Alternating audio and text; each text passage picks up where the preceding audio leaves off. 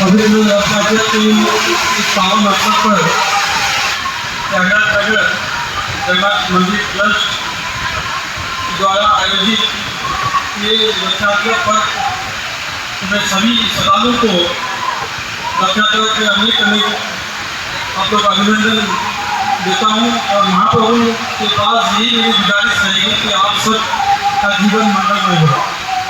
समस्त भक्तों महाप्रभु को पादतले मोर एति प्रणाम एति विनती आप समस्त जीवन सुखमय हो। पवित्र रथयात्रा समस्त अनेक शुभेच्छा। गत वर्ष मुझे आसी रथयात्रा दिन रथ टाणी सौभाग्य पाई एथर मुझे थी देखी आसूसी प्रयागराज नगर मंदिर ट्रस्ट तरफ जो सुंदर भाव आयोजन चली वर्ष धरी केवल रथयात्रा समय नुहे पूरा वर्ष तमाम एत सुंदर जो ट्रस्ट कार्यकलाप रही से ट्रस्ट समस्त कार्यकर्ता और ऑफिस मानक अनेक शुभेच्छा और कृतज्ञता देना प्रभु प्रभु अपार कृपा आशा करती महत् कार्य